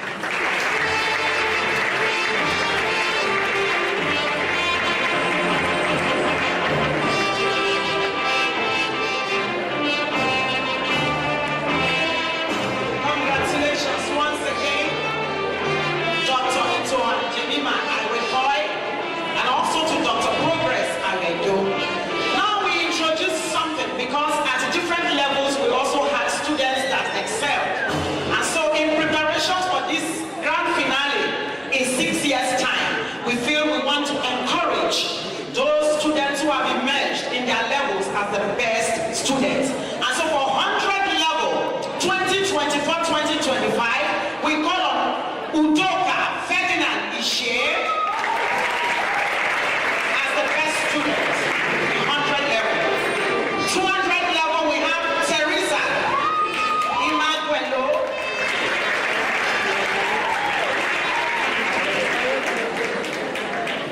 300 level, Stephanie Ehato. Come out as you hear your name to receive your award. 400 level, Nemi Gladi Tamuno Bubebela. And 500 level, we have Florence Damilola Olokutwe. Congratulations. We encourage you to keep the flag flying. And most likely you will emerge as the best graduating student in future. So I call on Professor Paulsen Usayu to do the presentation. 100 level.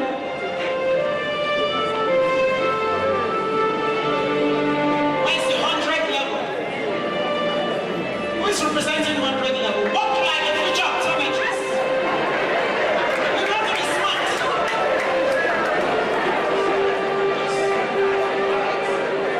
There's a cash gift, it's a token, and this certificate. Raise it up, my friend, and show them that you are the best in 100 level. And if you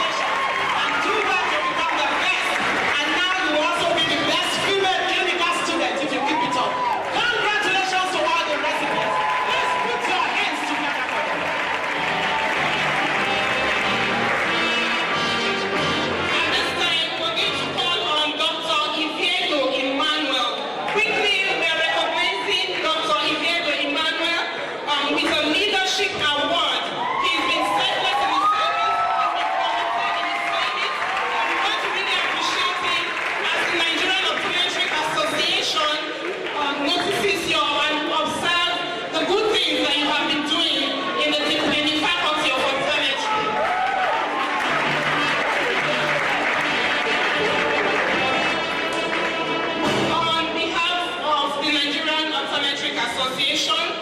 The president has asked that we present this leadership award to you. We want to know, during your time as a leader, were you paid? You weren't paid. Okay, so I can say your services were selfless. So congratulations to you. Congratulations for your commitment. Congratulations for putting in your best in the faculty of optometry. Congratulations.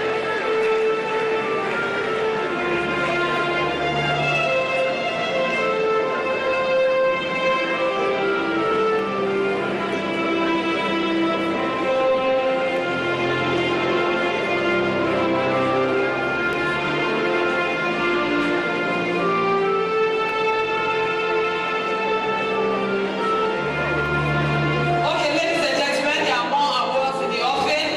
I'd like to call on the Deputy Speaker and Speaker of Parliament 2024 and 2025 respectively. Please come off stage. The person of Okush the Norman Elliot. Please come off stage. I also call on Imiebo Emmanuel.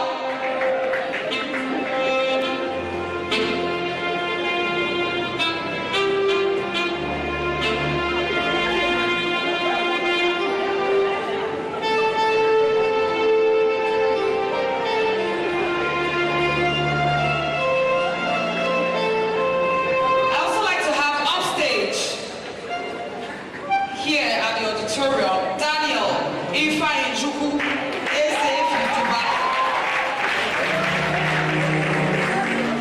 And I also like to have back upstage Ms. Itoha Ewegwe. Please come up with me for these presentations. This is under the category of Leadership Awards.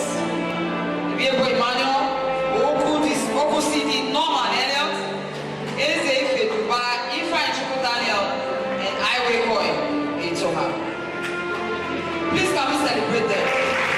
Celebrate them. You know, in optometry induction, we always celebrating people.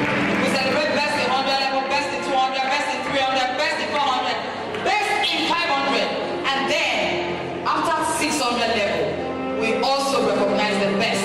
And today, the bestest of the best, Dr.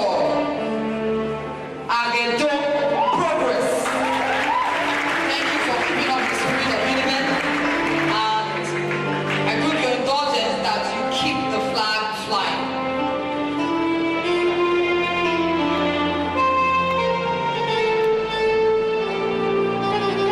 Okay, this presentation is going to be made by the NOSA president.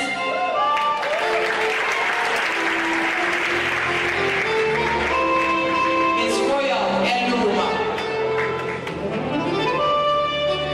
Good afternoon, everyone. I stand on the existing protocol. So the first award here goes to my predecessor, Dr. Ibiedo Emmanuel.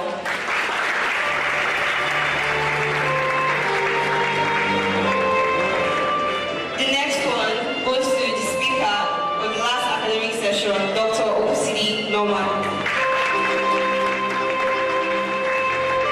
The third award goes to Dr. Agedo Progress. Please come off stage.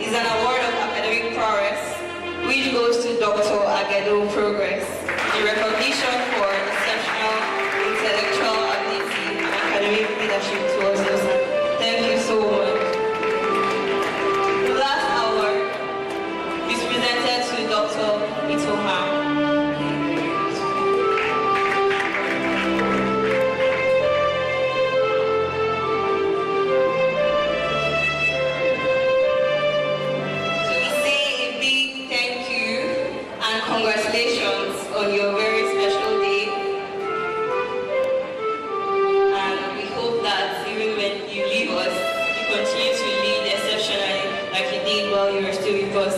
Thank you very much. Congratulations once again. Congratulations. Thank you very much, Ms. Royal. Dr. Progress, Agado, please, you are needed off stage here. Dr. Progress, Agado, please come off stage.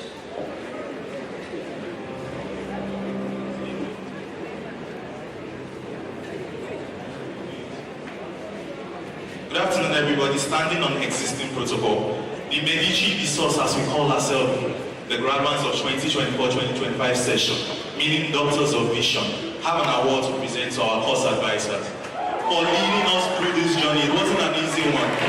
Dr. Musa Mutali and Dr. Chibila Okoro, we love you so much. We appreciate you, and we say your effort will not be wasted. We will be great. Thank you very much.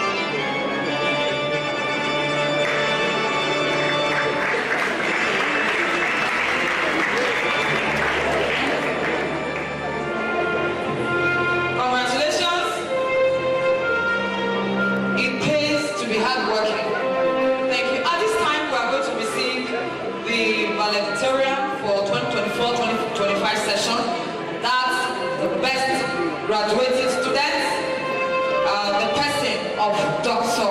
Progress Agado. Please let us receive him very warm as he gives a valedictory speech on behalf of this class.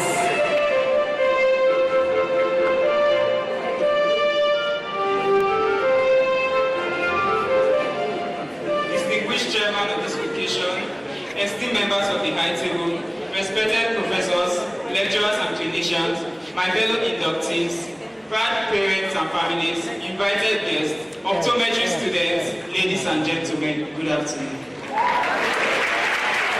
Standing before you today as the valedictorian of the University of Benin Optometry class of 2025 is both a privilege and a humbling reminder that God truly makes all things beautiful in His time.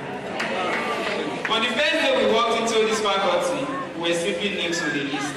Some of us were strangers, some uncertain, some wondering what we had signed up for. Yet we looked forward to the future, to the trees, the beautiful trees. With this in mind, we did all we could to arrive at the trees. We were tested in every way, but every one of us held on to something to keep us trying. God, family, strong will, personal conviction, etc. And today, I'm proud to say we made it. Medici business.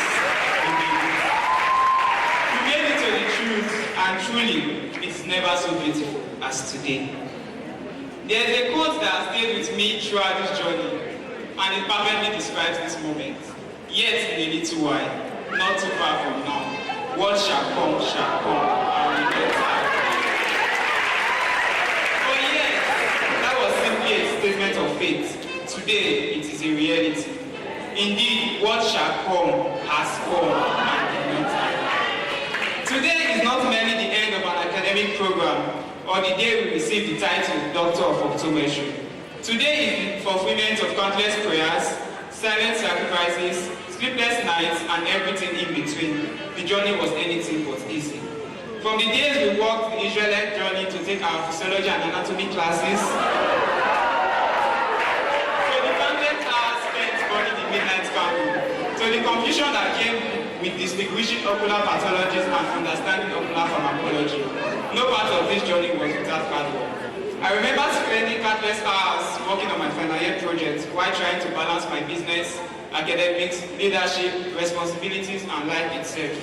There were moments of exhaustion and uncertainty when we wondered if we would ever make it to this stage. And here we are, doctors of optometry.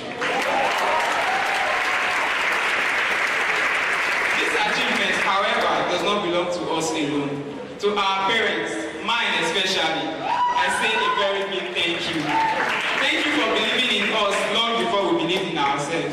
Thank you for every sacrifice that was made quietly behind the scene, every prayer whispered on our behalf, every word of encouragement during moments of doubt, and every reminder that giving up was never an option. This title we received today carries your fingerprint, and this success we celebrate is built upon your love and sacrifices. I would also like to sincerely appreciate the Bedrock Scholarship Foundation and Service Open Scholarship Foundation, whose support became a source of hope and strength throughout this journey. Your investment in my education made this dream a little lighter to carry, and today you share in this achievement. Thank you. To our exceptional lecturers and mentors, especially Dr. K.N. Bazwaye,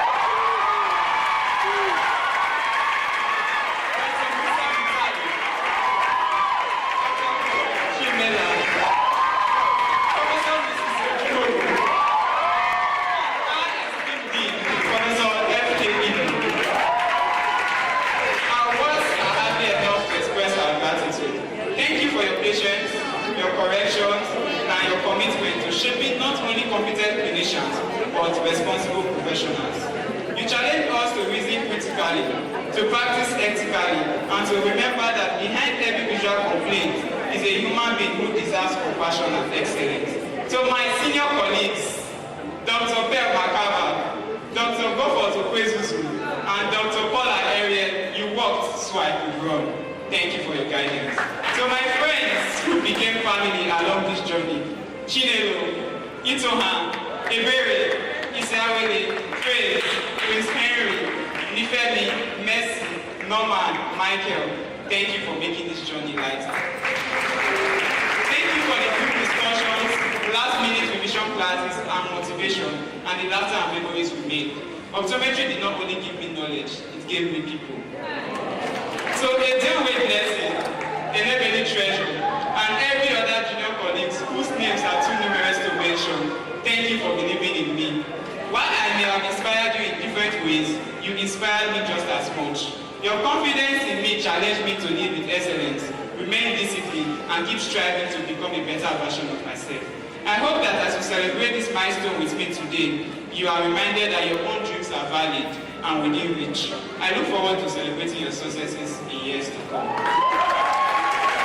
So my fellow inductees, what a remarkable journey we have shared. We have experienced it all together, and today we stand not as competitors, but as colleagues entering one of the noblest professions in healthcare. As we've taken our oath today, let us remember that being called a doctor is more than a title. It is a responsibility. A responsibility to preserve sight, a responsibility to serve with integrity, a responsibility to continue learning in a profession that constantly evolves, and above all, a responsibility to see every patient not as another case file, but as a life entrusted to our care. The world we are entering is filled with opportunities and challenges. Technology is changing the way eye care is delivered. Public awareness is increasing. Demand for optometric services continues to grow. May we be worthy professionals for this task. As the valedictorian of this remarkable class of 2025, my greatest prayer is that years from now, our names will not simply be remembered for the degree we earn, but for the lives we have touched. To every student who has ever doubted whether they could make it, to every parent who sacrificed in silence, to every lecturer who invested their time, and to every friend who stayed through the difficult day, today is your victory too. Congratulations, class of 2025. Thank you. Thank you to Dr. Progress. I particularly love the content of his valedictory speech. Please celebrate it one more time. I want to thank everyone for your time, for your patience, for your attention, and for your participation. We are indeed very grateful. At this time, ladies and gentlemen, it's my honor to call on Dr. Bazwaye to do a vote of thanks. The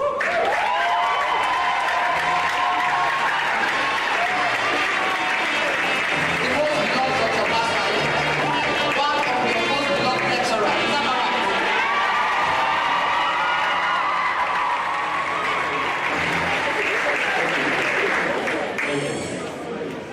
Thank you all once again. If you are observant so far, you discover that The environment here has been so peaceful and calm. This morning, I noted about 5:30 that the weather was changing. I said to myself, it cannot be. Today, the weather will be calm. And so, God made it to stay like that. And to this God, who had made it possible for us to have a smooth running on this occasion, I want to give him glory and thanks for the grace he has given for us.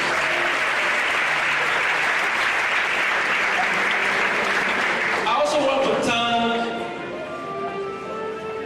a unique man of the university. The number one person in British Citadel of Learning, Professor Edoba B. Omorigi-san, who has graciously approved this place for us to use. Without that approval, we will not be all seated here today. I want to commend him and pray that God bless him wherever he is. He has a wonderful team also, a team that works tirelessly to make sure that there's a smooth running of this academic program in this great university. I also want to say thank you to that team, beginning from the DVC admin, through DVC account and DVC Ekewa. They were here with us, but for the pressing academic issue they have gone to attend to, they would have seen me with us. The three of them have been wonderful. And also supporting them and three other wonderful persons. These are the librarian, the bursar, and also the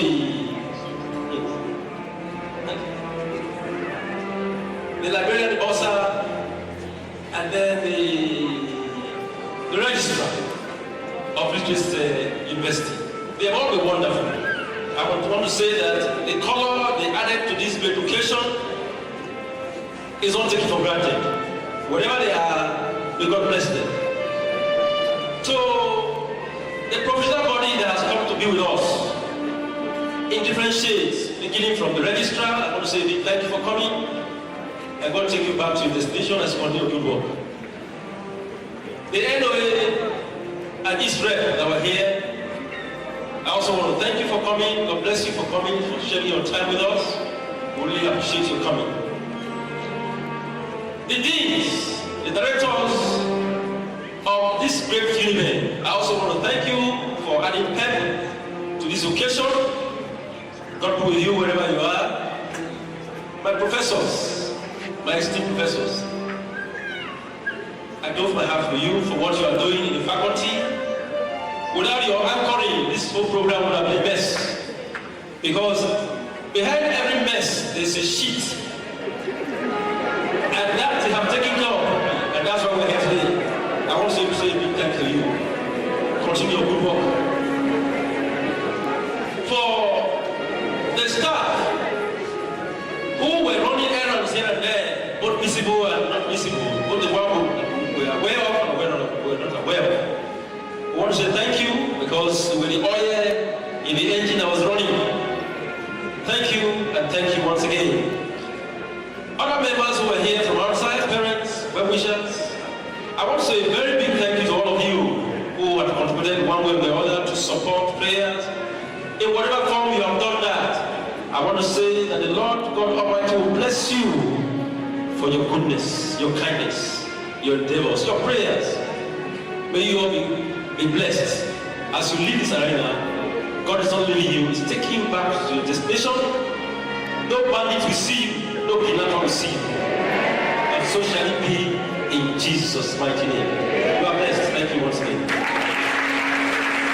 having thanked everybody, we thank you to Dr. Bazwaye, we thank you to Professor V and Akukuma, Dean of Computing, and we also thank you Professor Abiobo, Dean of the Faculty of Vocational and Technical Education. Thank you very much.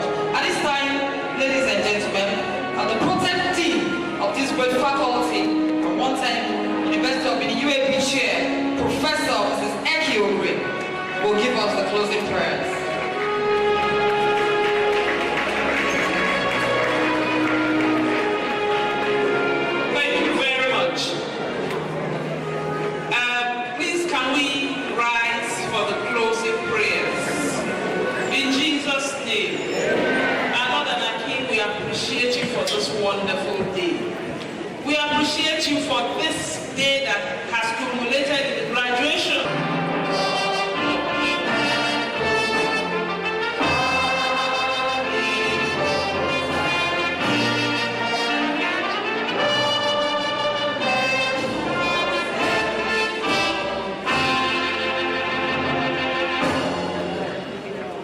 pledge to Nigeria, my country, to be faithful